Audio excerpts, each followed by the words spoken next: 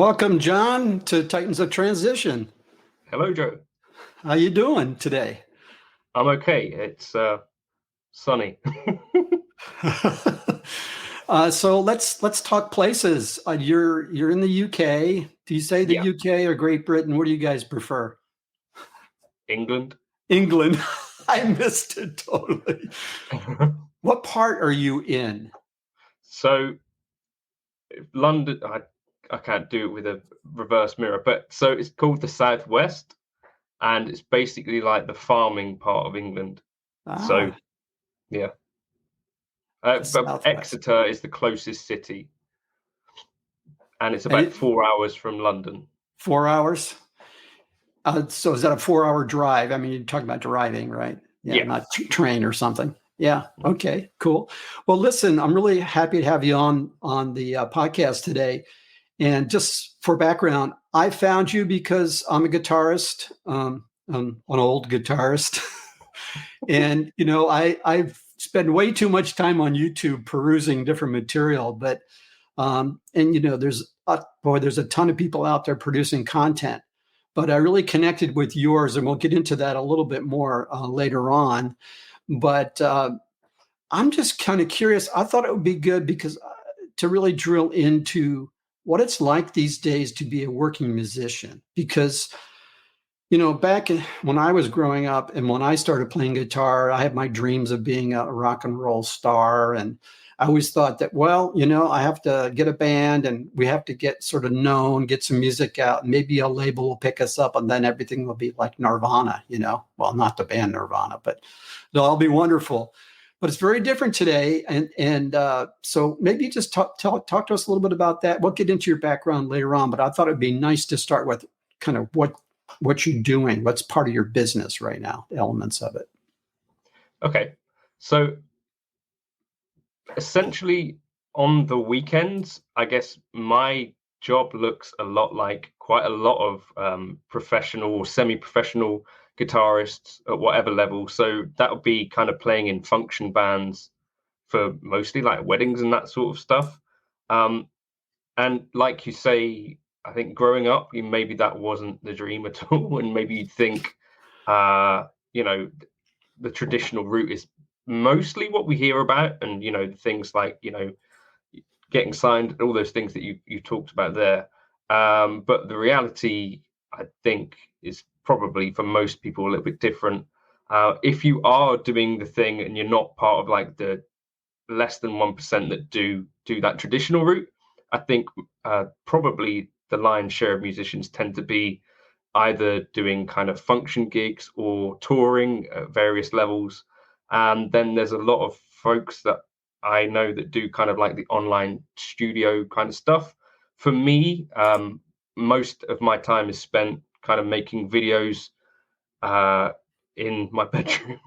Yeah. And you pump them out. I mean, you're averaging, I mean, I see at least a couple a day in many days. So one transition happened recently. I had a daughter, and Yes. so I've gone from doing two a day to one a day, and I think that's probably more reasonable anyway.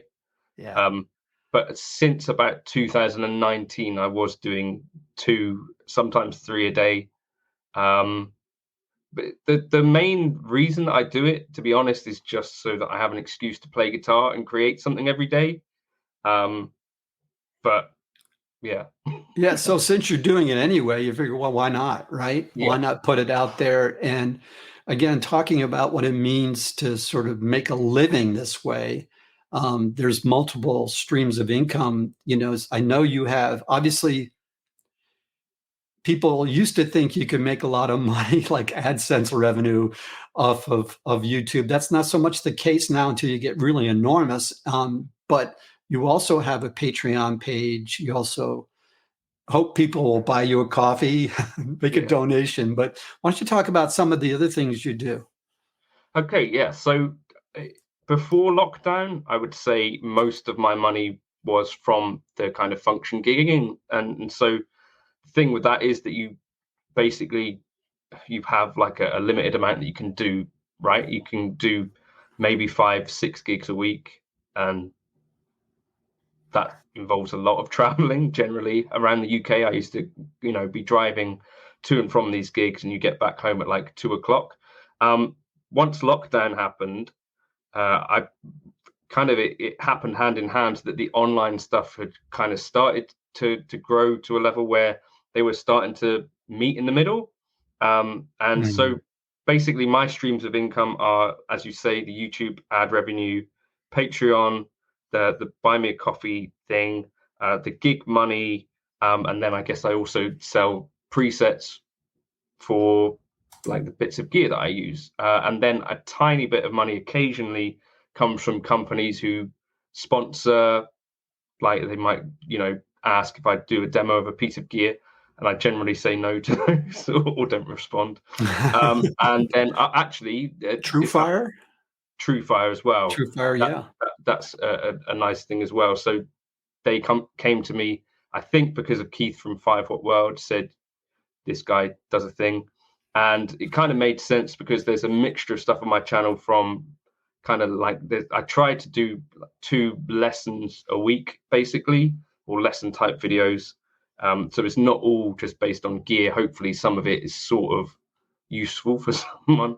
But yeah, True Fire, obviously, then basically I run an advert at the start of every video and they pay me some amount of money for that, which helps. Yeah. And so a lot of people, I'm sure there are many people consuming content across your YouTube channel and others. They're like, oh, that's great. Oh, that's good. I'll take that. That was a great lesson. And they don't realize, that actually is kind of one leg of your stool, so to speak, for your revenue. So it's nice. I do see great engagement on your channel. People say nice things. Hopefully they also support you. Yeah. I'm quite lucky. I think that generally the people that happen across the channel and stay on it are generally polite. That's great. So a typical day then, I mean, so I was curious about this. What kind of, obviously with a newborn, how old is she now? She's 18 weeks, I think. And your wife's name? Liana. And your daughter's name? Lenny. Lenny. Okay. And your daughter's name? Elodie. Say that again. Elodie. So like melody without the M. Oh, very nice. Very nice. Yeah. And so obviously that takes priority. So if you're in the middle of doing something and you get the handoff, you have to deal with it. But generally speaking, you wake up, you have an idea what you're going to work on, or you just say, well, I'm kind of curious about, this thing I saw from another artist, and I think I'll dig into that and start recording. Just kind of curious how that works for you. Okay. So there's a few things. So I kind of take film notes on my mobile phone of ideas if they happen to be a thing I think I might want to remember. And so generally this might be like a new kind of pattern or something like that. So I take a film of that and I think, right, I might be able to use that for a lesson at some point. That's one kind of thing. So that's kind of the most planned stuff that I do. Then other things, I might see an article that I think is interesting. So I might see something that someone that I'm inspired by as a guitarist. So sometimes I email those to myself and say, make a video on this. And so I have like this bank of ideas really that kind of floats around, but I also have these key topics that I'm interested in. So it might be like specific pieces of gear, like amp modeling devices or certain guitars or certain guitarists. I think, this is probably like common with every single thing. You start to develop your own niche the more you do it. And so my actual day goes like, I get up generally at about 7:30, and most of the morning now up until about 9 o'clock is involving like cleaning bottles and stuff and getting stuff ready. I sometimes get a chance to just play some guitar then, but not loads. And then 9 o'clock, I feed the dogs. And then I start on something. So generally each video will start with me just sitting in front of a camera with a click track going, and I basically start the video like you might have seen in the intro. Yeah. And then I kind of put the music around it. So I record with that click track, and then I put in drums and all that sort of stuff, play a solo over it, sometimes before I've done the rest of it. And that's the engine of why I do any of this at all. So that moment is what I do YouTube for, if that makes sense. Yes. Because that's the thing that I want to do and thought that I would do as a kid. It just happens that no one else really needs that stuff. It's just I'm doing it for YouTube, if that makes sense.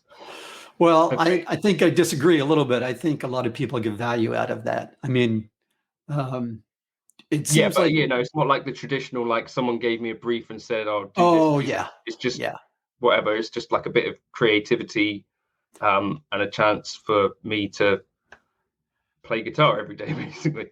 And yeah. then after that, it generally will be, well, what was the topic for this video? What am I thinking about? It might have been that I just had a gig last night and I was thinking, well, this happened or that happened. It's all quite spontaneous, like just based on stuff that's either happening in my life or that I've seen basically Mhm. through the day, and then put that together. So I think generally the recording, the music part of it generally takes not so much time.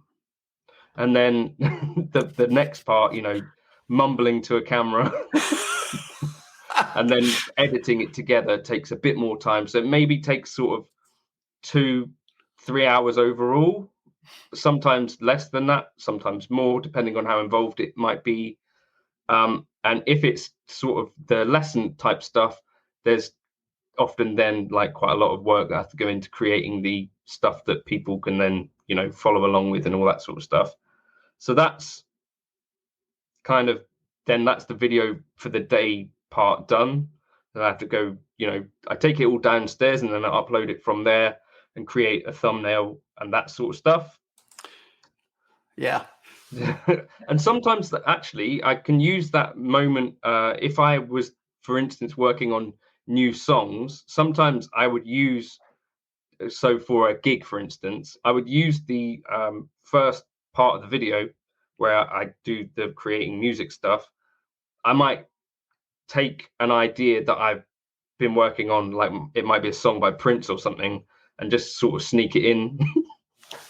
So that way you kind of get bang for your buck. Yeah. One thing, two benefits. Yeah, absolutely. Killing two birds with one stone. That's it. That's what I was searching for. Yeah, something less aggressive to the birds, maybe. But then the rest of the day from there, these days I'm not getting as much time to actually play guitar as I used to, but I think that's maybe part of growing up.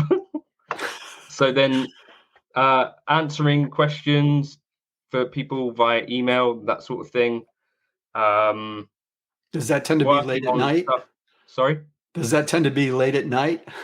No, I never do it at night. No, night is the time for relaxing, because obviously not obviously, because no one's going to know who I am, but I do this every single day. I don't actually take a day off. So I try to at least not be working on stuff too much at night, unless my wife is working on something else. Then I might go and just start and do another kind of recording in the night or something like that. Then I guess if I had new material to work on for, sets that were upcoming, that would be, I'd kind of do that in the day after I've done the video, if that makes sense. Or if I'm going away, like I just went away for a few days to Wales. You may have heard of it. What was it? You did some weddings or? Wales. No, I have heard of Wales, but I was thinking maybe, are you talking about your weekend gig you did recently? No, we just went on holiday for a couple of days. You actually went on actual holiday. Yeah. Okay. Yeah. Well, I say holiday. It doesn't feel like a holiday anymore. But so we went, So basically it meant that I had to then bank videos beforehand. Yeah. And that sort of stuff, if that makes sense. So that's what the day is then used for. I think so. It's rinse and repeat then, right? Basically. It's essentially, yeah. And then sometimes I might get a chance to just play guitar downstairs or something like that. That's kind of my holiday. There you go. There you go. Well, you mentioned a few minutes ago about, kind of coming to establish a little bit of a niche or a niche. One of the things that I connected with was how you were working with various different modelers. And when you did a number of episodes talking about the raging debate between amp versus modelers, and then you use different modelers. You did your Helix stuff, which you use most often, I think. Fractal. You looked at Kemper. All different kinds of modelers, and actually showing people how you dial in your tones, which you don't often get that specific. When I look at other creators out there, so that's, I think, really a high value for guitarists, is to see what you're working specifically on to get kind of really good tone and making suggestions. So obviously you're doing this, you're kind of chasing your own interest by looking at these other devices, but at the same time are answering your own questions. So you've done that with modelers, and you also have done the episodes kind of comparing, contrasting guitars. And I think most recently you did an episode, kind of a couple of them, talking about, do you really need to spend this much money on this super high-end pro guitar? And does it really make a difference? So those are really, really great topics. Yeah, I think that's been the thing that I've tried. So with all of the stuff, so in particular, there are videos from back in the day where I'm kind of talking through stuff, or I might not even have been talking through stuff. So I would just upload kind of videos of me playing guitar, and none of that stuff really connected. And it's kind of obvious to me now, because like there's loads of people doing that. And like you said, if you're talking about a piece of gear, to me it makes most sense that people could hear the thing, and then if you're going to talk about the thing, you might as well show them how you got that result. And then in that way, at least you've not wasted all of their time. So that's kind of the thinking for me, was that I can, with all of these things, I can pretty much show you on the screen exactly what to do. And hopefully that means that you can get something out of the video, rather than it just be me going, well, here's the thing, you could buy it if you want or not. It's more that, well, I guess I've made this video, and if enough people find it useful, then sort of the money will generate itself anyway, if that makes sense. Yeah. And I mean, as I've looked into monetization, lots of times the leaders in this field talk about, deliver the what, give the value, but don't give away all of it, right? And so that's a great example you just talked about, where I can think about your Helix Stomp, when you're dialing the tones in, and I'm looking at the screen going, I think I can see what he's doing. And then lots of times you'll say, but if you want it, Gumroad or wherever you sell your stuff, you can grab it. You can grab that preset. And I think a lot of people do, but I think the more important thing you just talked about was just playing the music sometimes doesn't really connect and give you a following, but sharing your actual journey, musical journey, life journey. I mean, you talked about your doggies, right? So, I mean, sometimes I've had to take my iPad over and show my wife, he's a musician, by the way.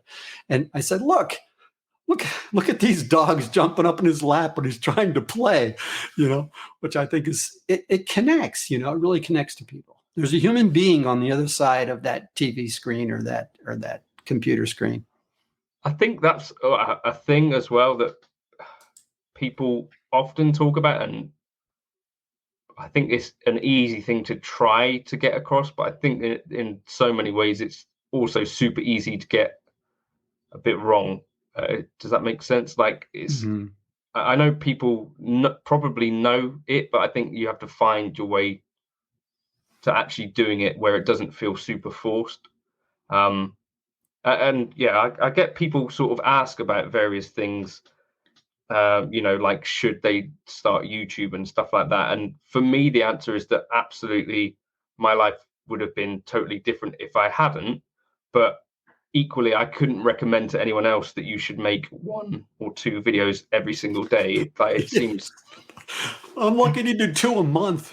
yeah, it's not a scalable model for most people. So Yeah. it's a bit of a weird one where it's worked for me. So, but that's what I mean, like in terms of trying to keep that in mind as well with all of the various things. Like it's, yeah, I don't know. Yeah, no, but I think you touched on another thing too, and that's, you can't force it. It has to be authentic, right? And that's, it certainly is for you. It's kind of like finding your musical voice. You have to find out what your tone is. You have to find out, do your own expression once you get to a certain point. So this is actually a good place to segue this kind of behind the scenes discussion of John and his typical day. And let me ask you, how did you get to where you are? So did you go to, when you were in school? Well, let me back up even further. Do you come from a musical family? So yes. So my mum and dad, so my mum plays saxophone, my dad plays trombone, and myself and my brother, so we grew up on a farm. We didn't have much money, but the money that mum and dad did have, they spent on piano lessons for us. So like from the age of 5, I had piano lessons. When I was 8, I got a guitar, which was what I wanted all along. They forced you to do the piano first, right?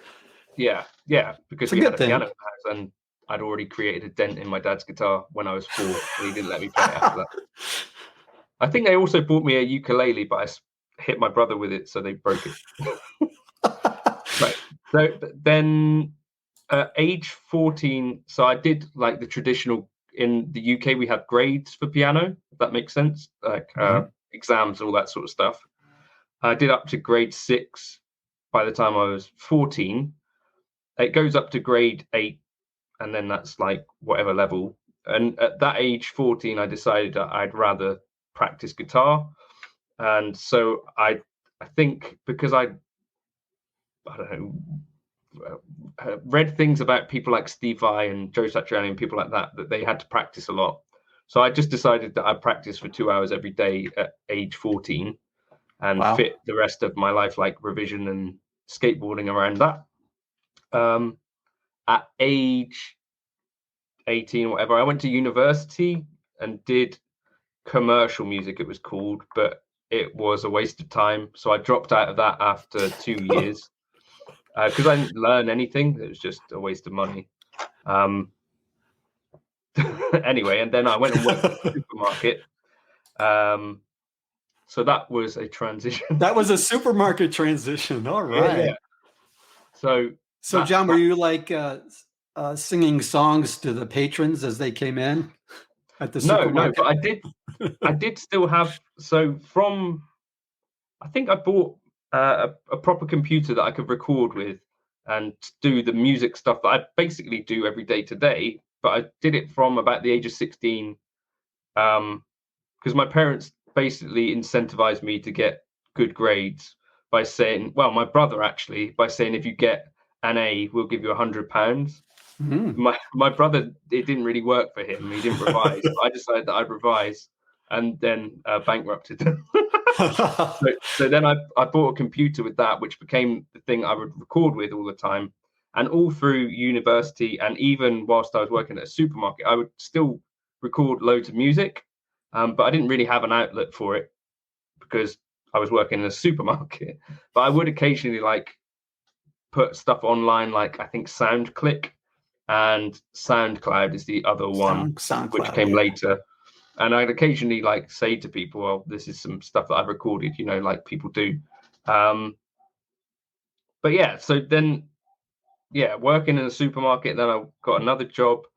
And then in about 2015, I got the idea really that it made more sense for me to try to do music and earn less money than to try to do like the corporate world or whatever and earn more money but be miserable, if that makes sense. Because it was like it makes a lot of sense. I thought I'd be doing from a young age. Yeah.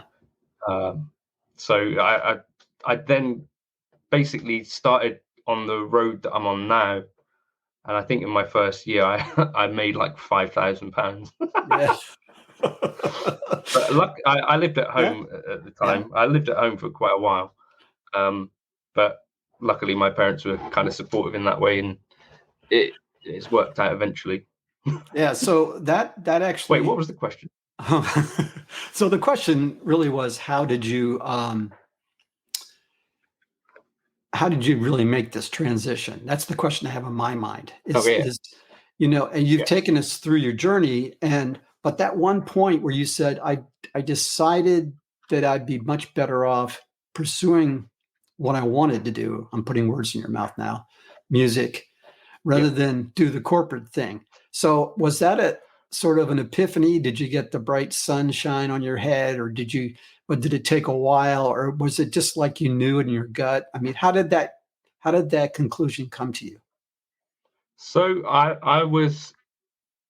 just started.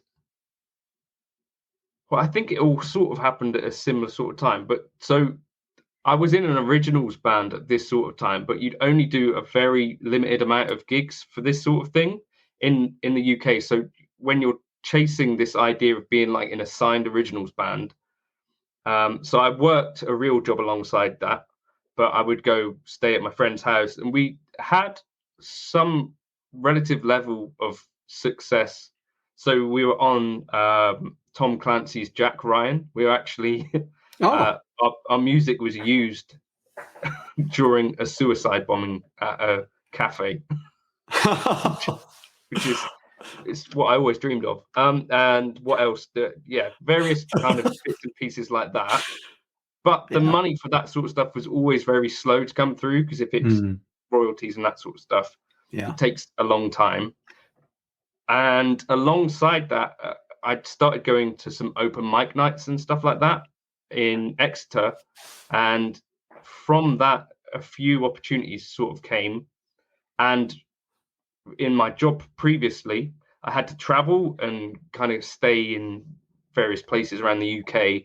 And there started to be this kind of tension and a bit of a clash where I was like, well, I want to do this gig, which is not going to have much money, or it might be like 30 quid or 50 quid, but it was fun, versus I could go and stay away for a week in my job. So I just eventually decided, well, even if there's not much money in this music thing, it's actually a bit more gratifying. So I just said to my boss at the time, like, I think I want to try and do the music thing. Mm. So Yeah. basically, the safety and security of a more substantial, consistent paycheck was getting in the way of your passion. Yeah. Yeah, and like opportunities, but because I hadn't really had it hadn't really occurred to me that you could that this other path of like that most musicians actually go down with the non-traditional thing, if that makes sense. Although it's like 1% of people that can actually make money Yeah. with the traditional thing, but everyone else basically makes money doing the things that every other guitarist basically does for money, whether that's teaching or going out and playing gigs for normal people that are just there to hear music at a wedding or whatever. And also that was the other thing. So I think as younger people, or certainly me as a younger person, I saw the kind of covers gig as a bit of a, I don't know, I used to look down on it, I think. And then once you've done a few originals gigs for no money, where you've driven across the country and you get paid nothing, Yeah. or you've done 3 of them even. So we supported a guy in Bristol and Liverpool and London, and playing to sort of like 1,800 people and 900 people here, just supporting, but there's no money, not even for fuel. And then you Mm. think, all right, I could play this wedding and you get paid basically a good amount of money. It kind of made me think, well, like the respect of originals music doesn't really translate to food on the table. Right. Well, like we talked about earlier, that situation has changed a lot over the past several decades. A friend of mine, which I also interviewed, Michael Gettle, which he's a pianist and a composer, and really in the new age space. But earlier in his career, he put out like 11 albums. And so in the US, I don't know if he's on Spotify and a lot of different platforms. If you go into any of those kind of genre music, you'll see him. You'll see his Right. older albums being played, very, very well known. And yet he couldn't make a living at that either. And so he ended up teaching. He took the teaching route. So you do what you want to, you do what you need to do if it's overlapping with or congruent with your desire to be a musician. That's great. But I remember having conversations with him about, why don't you do another album? And he ended up doing one. And but he's like where you are now. He's like, oh no, I got to do all these promotional things, and I have to have all these other income streams, and the world has changed a lot since then, since those days. So that percentage of people you're talking about has gotten very thin that make money the traditional way, I think. Yeah. And also, I think that's where most of the attention gets spent, obviously, for obvious reasons. But I think even at sort of college level, I think I wrote like an essay for a piece of coursework about what the musician, or what my life as a musician might be like. And even back then, I didn't really have any idea of being like a famous musician or whatever. It was always about sort of multiple income streams and multiple pies and fingers and that sort of stuff. So I think I've always kind of known that, especially as like my personality on stage and playing has never been like flamboyant or anything that is actually going to get attention. So luckily, I think I always knew that, but I went away and kind of did jobs that weren't fun, so that then when you come back to music, and I tried to say this to like younger friends that I might have as well, that I do think it's important to have at least tried a real job, if that makes sense, because there's an attitude I think that can come if you're always used to doing these kind of function and wedding gigs that, well, and it happens to everyone. I think you get quite jaded and tired of them and take them for granted. But to me, it's still way more fun to be playing covers than it is to be working in the supermarket. No doubt. No doubt. Absolutely. And I think there's a lot of people out there that kind of do the hybrid thing too, that haven't gone all in, but sort of they might be doing the weekend gigs and have sort of a traditional job sort of during the week. So, however you get your that part of you filled, I think it's a good thing. But you're a lot younger than me, so I can see that when you were in college and wrote your essay, that you already knew it was going to be multiple streams of income. When I was that age, I was like, well, I'd already given up on being a famous guitar player, which is not that good. I just have played at church on the weekends for years and years and years, so that fulfills my musical need. I did that as well. I forgot to mention that, didn't I? That's okay. So I was very shy as a kid, but we went to this church that had quite an active kind of music thingy, like sort of more on the, what's the word? The more modern side of church. Contemporary? Yeah, that sort of thing, whatever the word would be that's not a pejorative.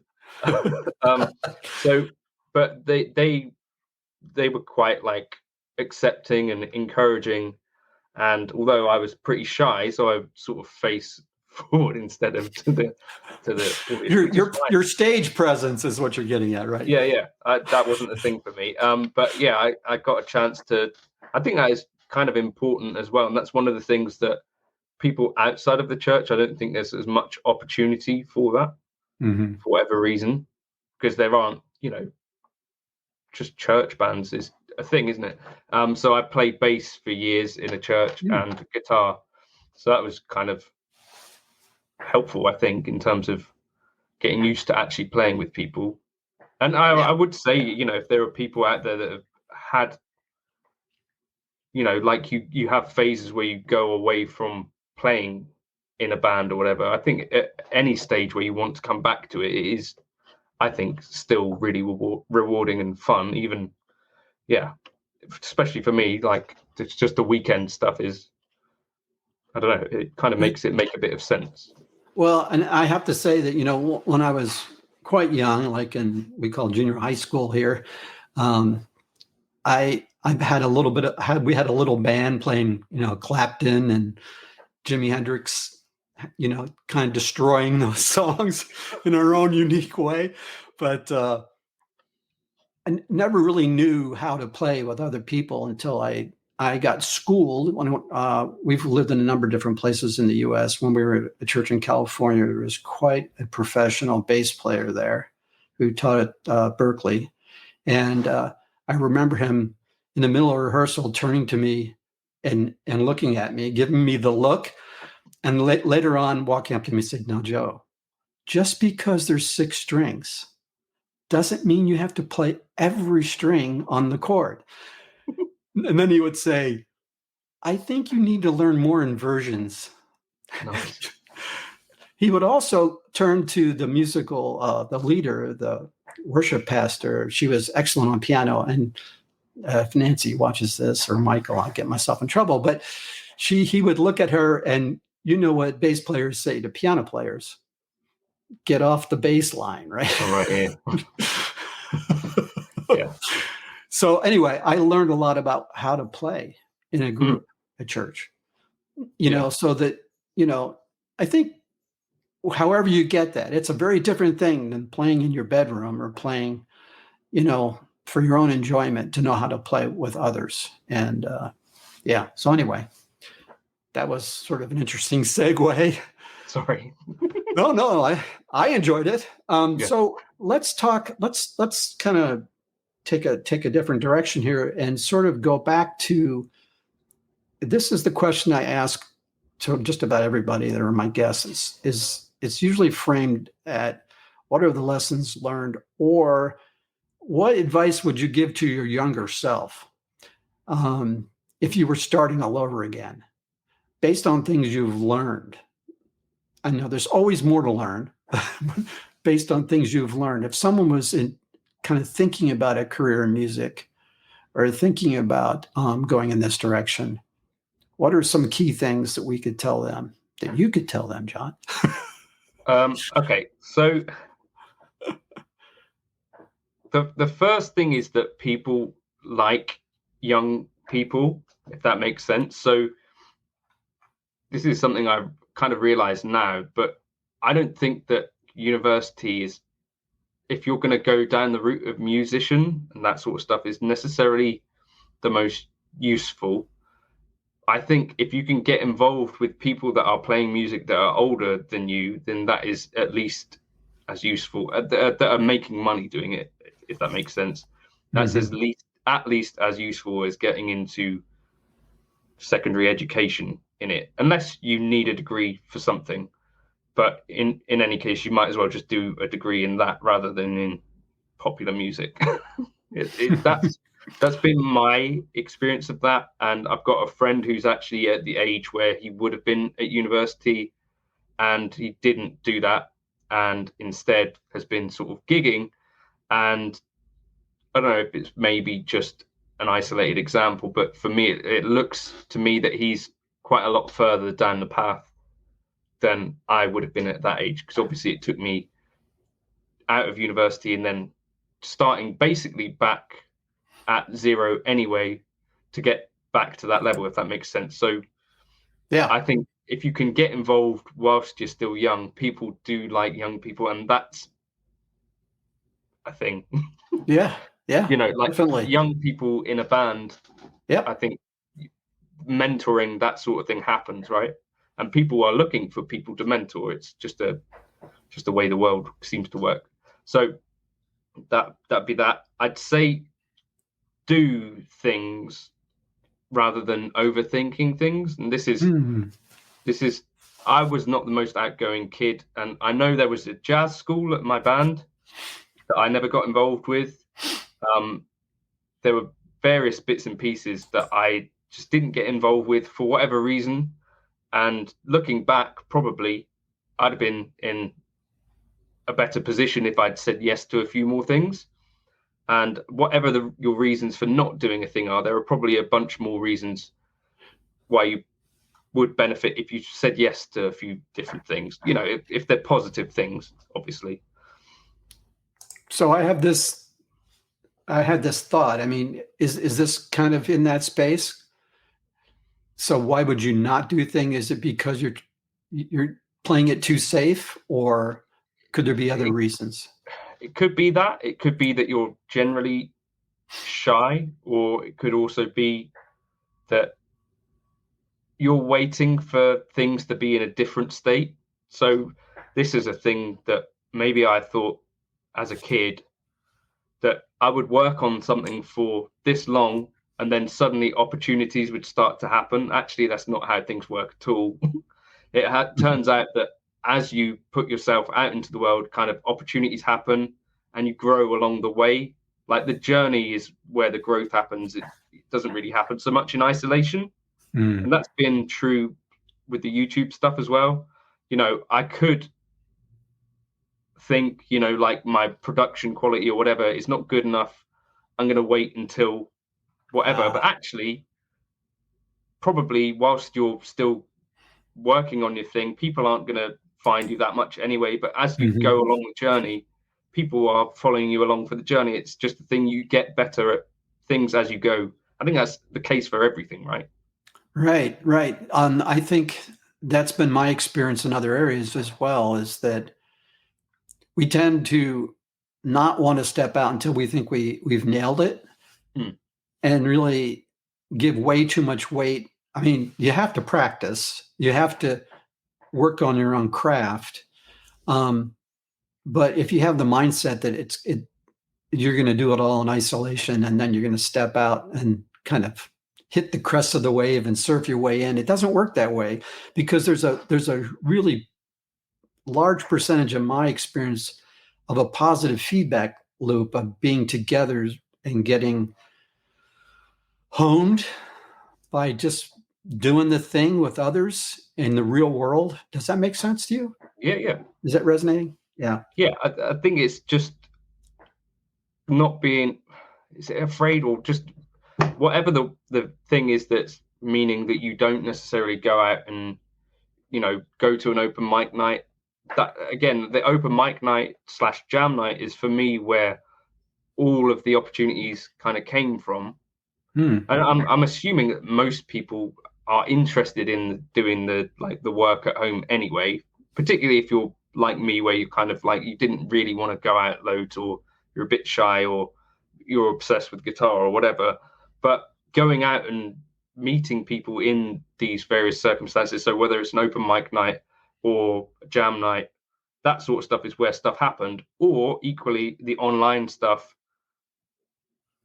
I guess, is sort of similar, where instead of having to wait until your thing is totally perfect, by which point you upload it and only 3 people are going to see it anyway, most likely, until you've done quite a lot of it. Yes. So, I mean, for me, it's more like, well, each thing that you put out, so whether this is music or videos now, is just like a mark of today. Yeah. It's not saying that this is a perfect thing. It's just a thing that is a point in time, and you let that thing go, for me. Yeah, I do coaching on the side. I've done career in executive coaching because I had this whole other career in technology. But one of the things that we put out often as coaches, or at least I did, was challenging people to get off the outcome. Because if they're so focused on the outcome they think that they want all the time, they're missing what's happening in the now. And there's learning in the now.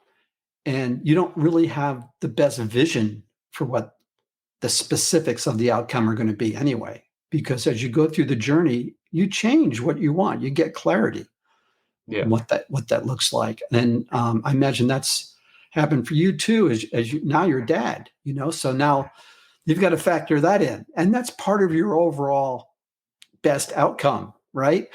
And dad of 7.5 doggies or whatever it is. You've understated it. It's 7 3/4. 7 3/4. Okay, only missing one leg on that dog. Okay. Yeah. So yeah, I think that's really good advice. First thing you said was, don't think that you have to go to university for music. Do the traditional thing. And then we're talking now about it being a journey as well. The first one goes back to a concept is kind of programming or conditioning. We hear so much about the way it should be that we think we have to follow a certain course. And many people I've talked to, they become, a lawyer or an IT person or something because their parents told them they would be good at it or something, or they just thought kind of loosely about it and just went down that path. And then decades into their journey, they go, really, this kind of sucks. I don't want to, and they make a pretty big transition. So for you, it seems like it's been more evolutionary, right?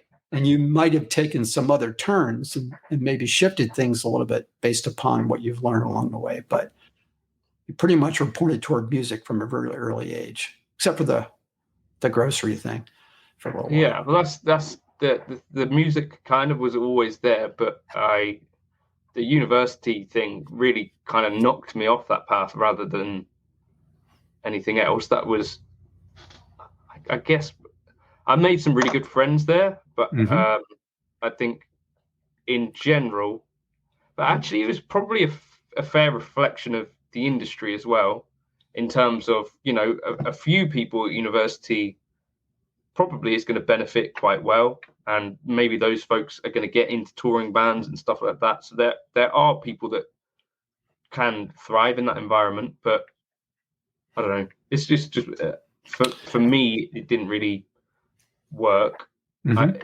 I might as well have just done any other course at university, really, probably, because it would probably be more beneficial. Well, I mean, it's just, you come to those conclusions, and I think you have to be kind with yourself. That's the other thing too. I think back about my career shifts. I thought, wow, I spent, several decades doing something that I was successful at, but it burned me out. I was just, what's the expression? Smashed to bits. By the end of the day, I was just, had no energy. I was just completely drained, and I was getting the financial rewards, but I only kept doing it because to provide for my family, but it wasn't giving me a lot of joy. That's for sure. Yeah. I also think there is this is what I meant earlier when I said about I couldn't advise anyone to follow my lead or whatever. I don't think that there's so much of everyone else's journey which is totally not the same. Yeah. If that makes sense. So, someone else is probably not going to even want to do a video every single day, or 3,000 videos before they start getting anywhere. Do you know what I mean? Like, in terms of relative success, I'm probably like the least successful person on YouTube versus work put in, if that makes sense. So, but I think at least, I don't know. What am I trying to say about that? I've forgotten.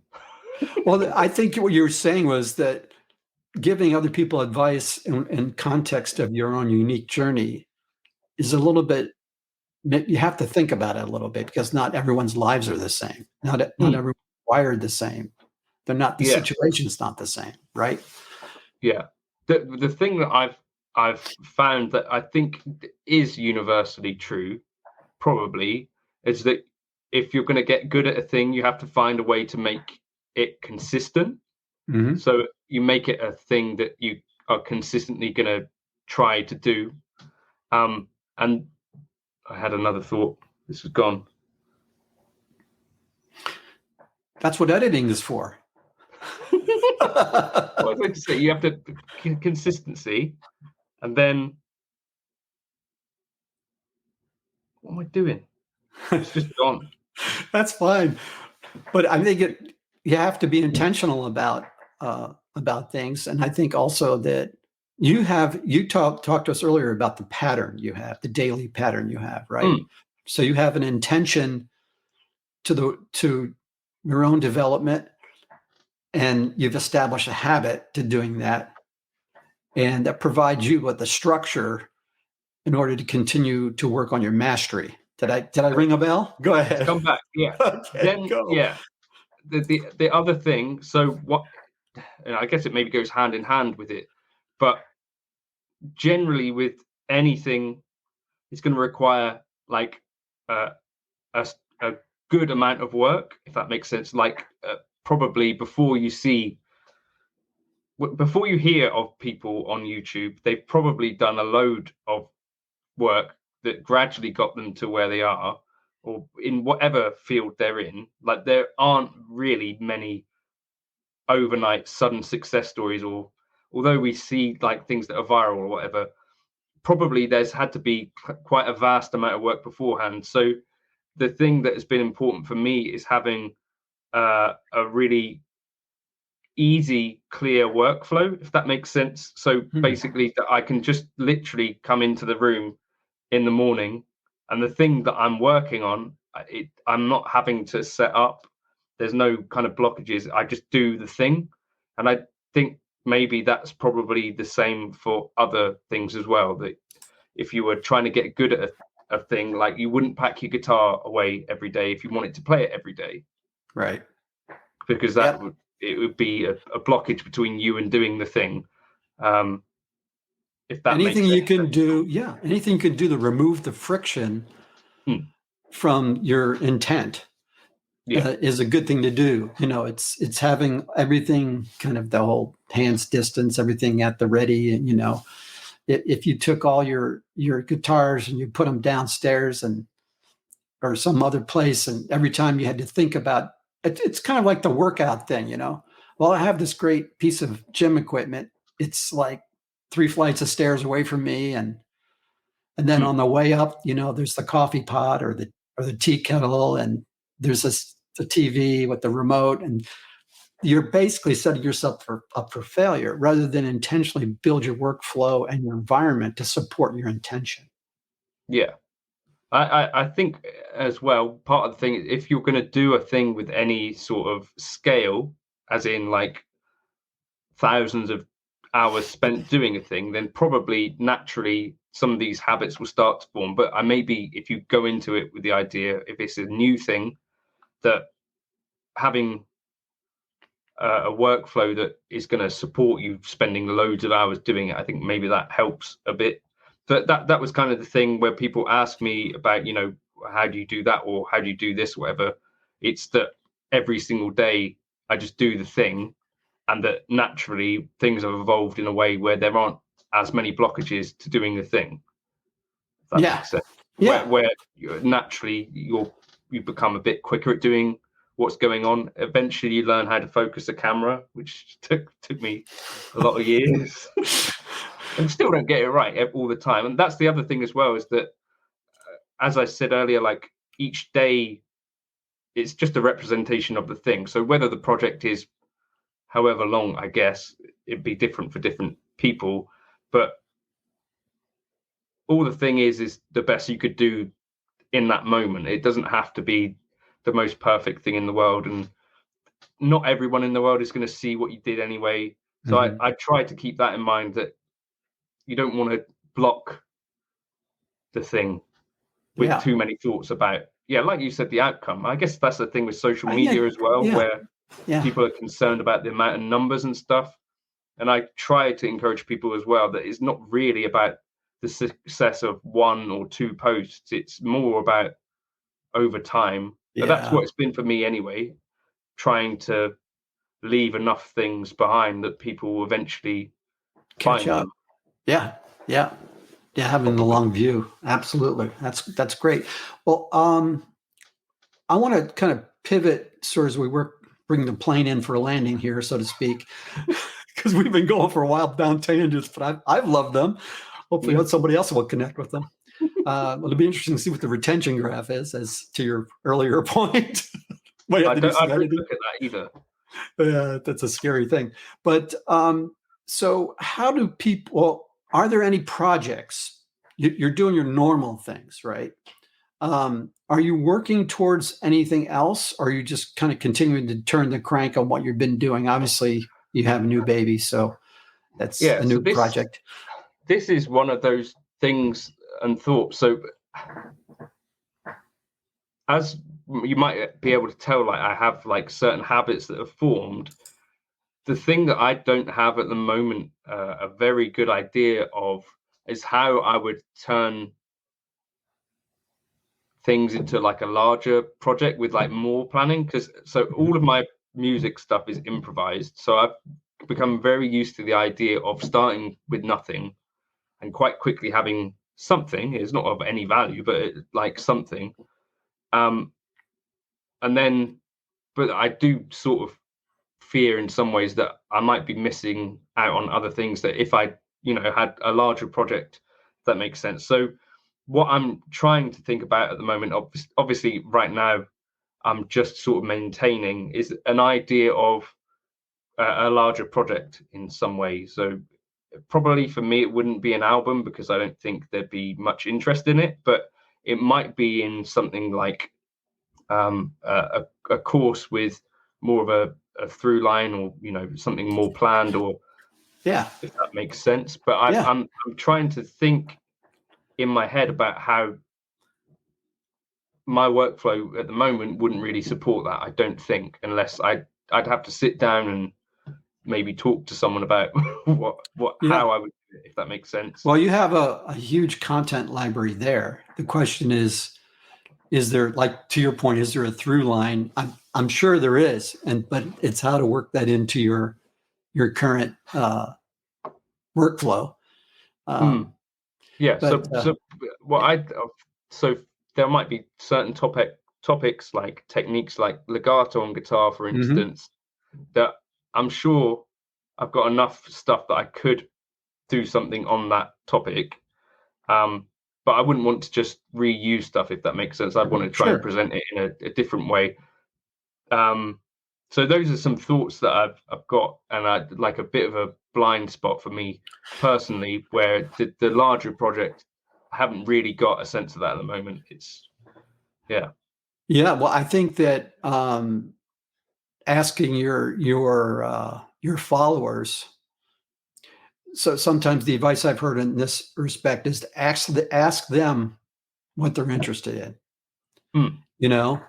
What have they connect? What would they like more of in the form of a course?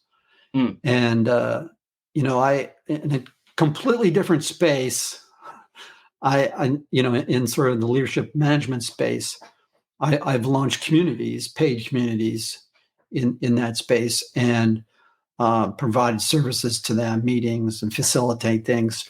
But one of the things I'm looking at doing is starting a course for growing in leadership, and putting out polls saying, what are the key things you struggle with? So I don't know. To me, the advice I have seen out there is put a poll out there, create a sort of an early bird launch, with the understanding that they will be co-developing the course material with you for a reasonable entry fee, founding member or whatever. Those kinds of things can be helpful, I think.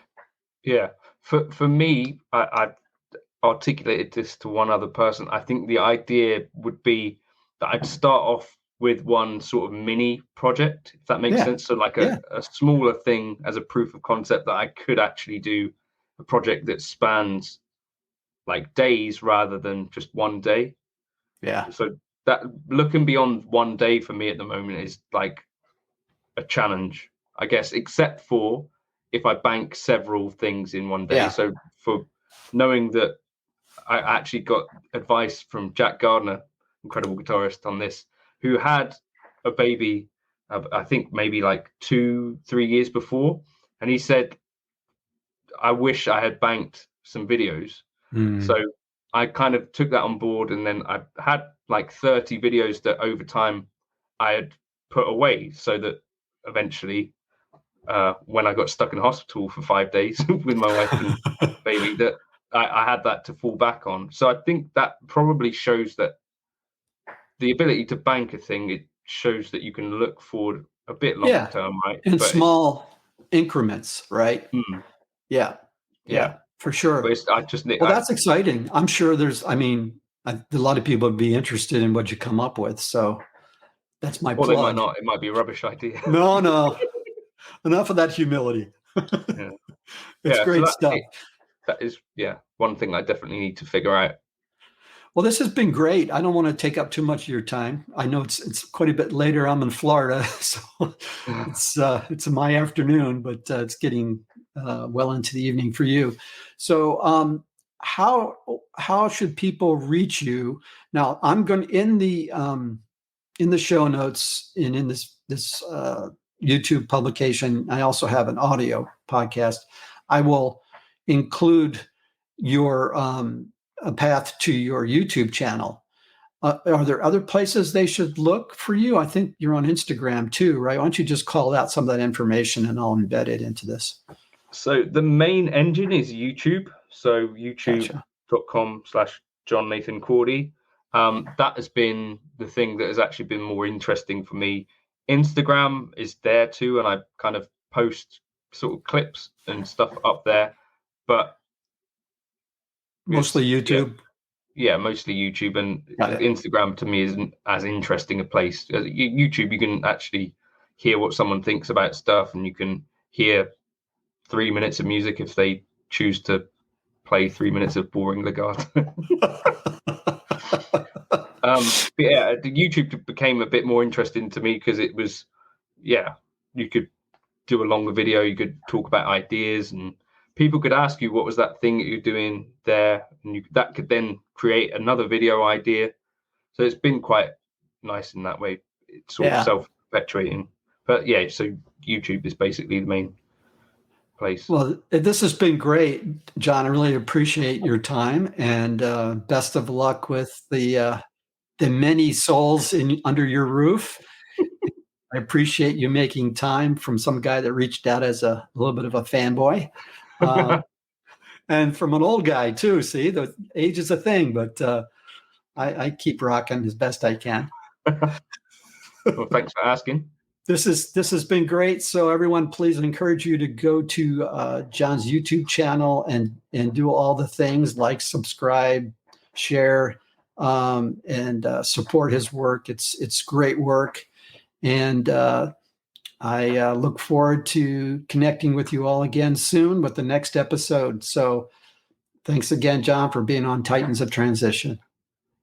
Thanks, Drew.